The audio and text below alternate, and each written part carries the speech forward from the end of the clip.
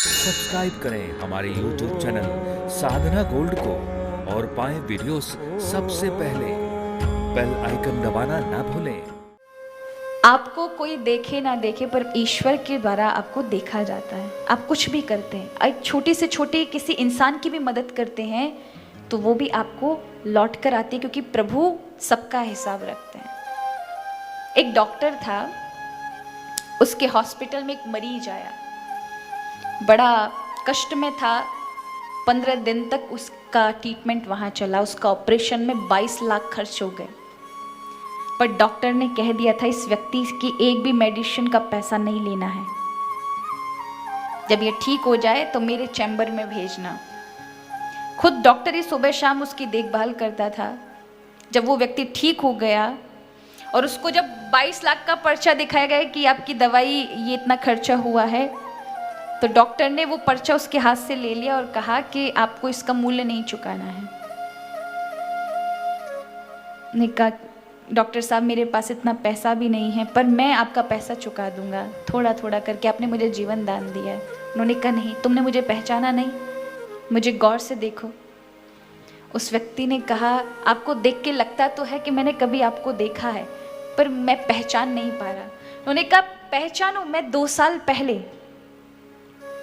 एक जंगल के रास्ते मेरी गाड़ी रुकी हुई थी, मेरे पूरा परिवार वहां था और उस जंगल में सांझ हो रही थी, गाड़ी के टायर पंचर हो चुके थे। उस समय मुझे एक मदद चाहिए थी, लेकिन वहां कोई उपस्थित नहीं था। मेरे बच्चे, हम सब डर रहे थे उस जंगल में कि किस प्रकार से हम यहाँ से बाहर निकलेंगे।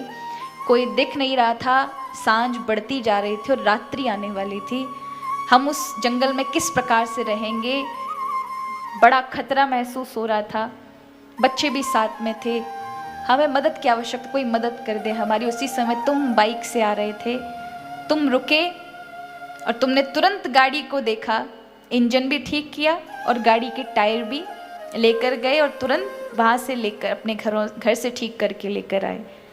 और 1.5 घंटे के अंदर तुमने गाड़ी सही कर दी और मेरे बच्चों को और हमें सुरक्षित घर तक पहुँचाया। जब मैंने तुमसे कहा कि मैं आपकी इस मदद की कोई चुका तो नहीं सकता, आपने ऐसे मौके पर मेरी मदद की, पर फिर भी कुछ ले लीजिए, मैं आपको क्या दूं, तब आपके वो शब्द थे जो अब तक मैंने अपने जीवन में संकल्प लेकर बना रखे और अपने आजीवन बनाकर रखूंगा। और वो शब्द थे कि मैं आपत्ति में पड़े हुए मनुष्य की मदद के अलावा कुछ उससे नहीं लेता, सिर्फ और सिर्फ मुसीबत में पड़े हुए इंसान की मदद करता हूँ और उसके बदले में मुझे कुछ नहीं चाहिए, क्योंकि इस मजदूरी का हिसाब मेरे परमात्मा रखते हैं।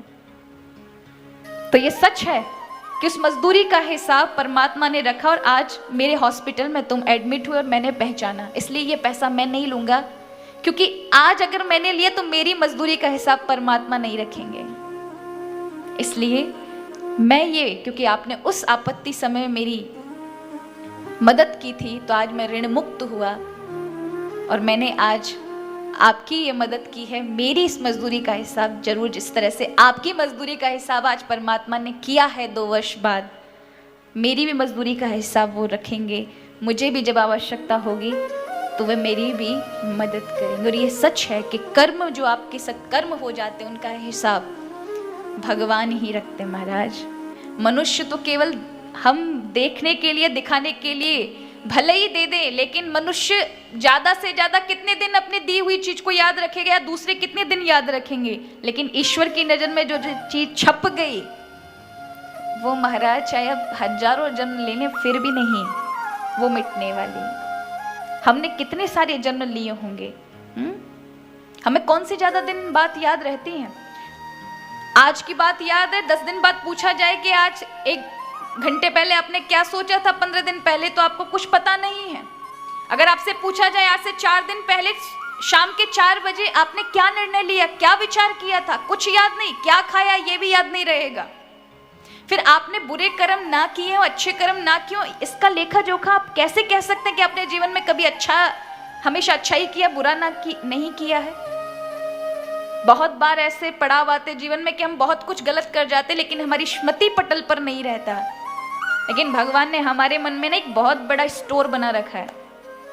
जैसे हमें भी कोई फ़ोन में अपना स्टोरेज होता है ना कि इतना जीबी इसमें आप स्टोरेज कर सकते हैं, इसमें इतना है, इतना एमबी है, इतना ये है।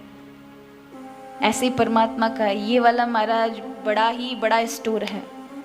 यहाँ एक बार गलत कर्म कर लिया, अच्छा कर लिया, सब स्टोर हो गया ना, अवचेतन मन कहते हैं उसको, वहाँ स्टोर हो गया। जब आपके समक्ष क्या कोई ऐसी दुविधा आएगी, ठाकुर जी तुरंत उस स्टोर से निकलकर परिणाम आपको दे देंगे, आपसे हो जाएगा, आपके समक्ष वो चीजें परिस्थिति आकर खड़ी हो जाएंगी और उसी से तो आगे चलकर कर्म बनता है।